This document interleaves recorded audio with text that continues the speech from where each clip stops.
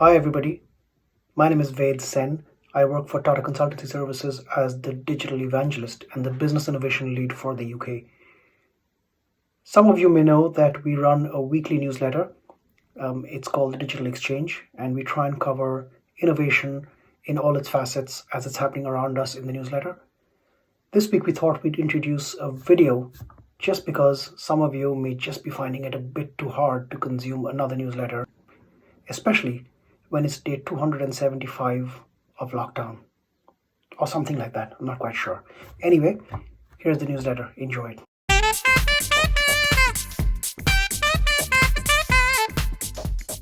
So this week we're looking at this idea of destructive creation. If you look around across the world today, things look pretty bleak.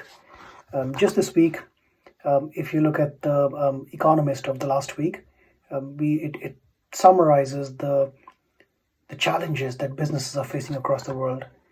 Rolls-Royce, General Electric, Virgin Atlantic, these are all laying off significant numbers of people, as are Ryanair. There are losses everywhere from Warren Buffett's investment company to Avis car rentals.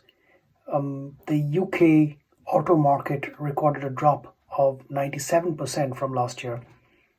So things look quite difficult, and yet these aren't the worst of times.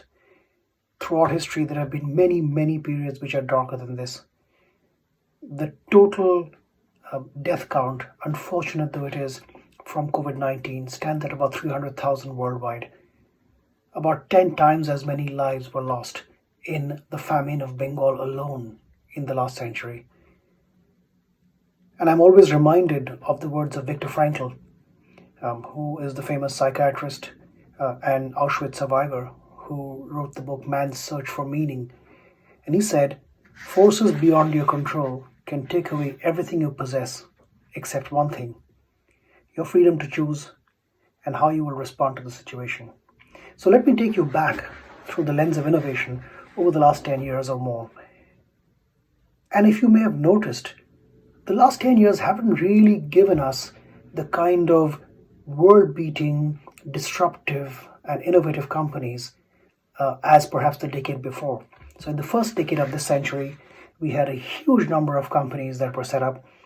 Just to name a few of them, you had Facebook, Uber, Airbnb, YouTube, Tesla, Twitter, Spotify, Dropbox, and many more.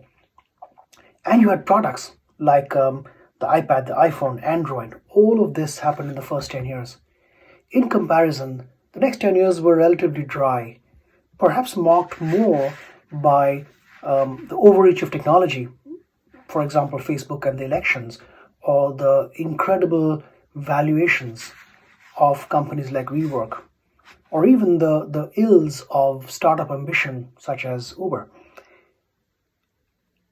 If I think about it though, some of those companies, such as Spotify, Dropbox, and WhatsApp, for example, were actually started in the aftermath of the crash of 2008. And if you think about some of the others, they themselves came after the dot-com crash. So in a way, this kind of points to a cycle of what I would call destructive creation. Schumpeter called it creative destruction, which is the idea that to create something, you have to destroy something else. But it feels also that there is this kind of process of a period of destruction that lays the ground for a period of creation that follows. And maybe that's what we're going through right now. Maybe this is that period of great destruction which will raise a few buildings and artifacts to the ground so that new things can arise in their place. So where should we look for these green shoots? Where will the future be made? We think that at this point, as the world comes out of lockdown, the starting points may well be things that allow business to run in a contactless manner. So touch-free and contactless will be the watchwords. And so it's quite easy to say that, well, sensors, drones, and robots are three interesting areas to look at. And maybe the next great disruptive company will come from these areas. Maybe they already exist, and we'll see more of them in the years to come. We're already seeing things like drones delivering medicines. We are seeing robots being used for ultraviolet cleaning of hospital rooms. or being deployed for maintaining social distancing in places like Singapore.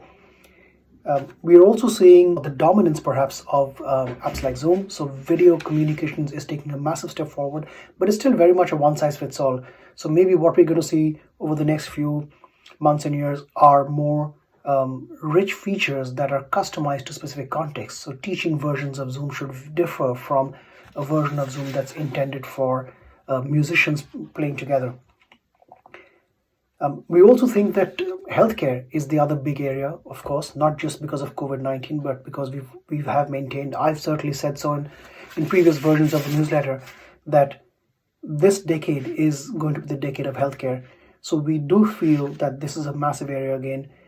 And I particularly love the phrase that I read last week, which said every company needs to become a digital healthcare company. And perhaps all of this won't happen in the Silicon Valley. We have been reading about how Microsoft and Amazon are kind of pushing the epicenter of innovation towards Seattle, perhaps. But maybe the future lies in China or in the Cambridge ecosystem. But wherever it is, we will look forward to the next round of creation on the back of this great destruction that's happening all around us. And if some of you are thinking, well, in all of this automation, where's the human element? Where's the empathy? Well, that's what we'll cover next week. So watch out for it. Have a great week.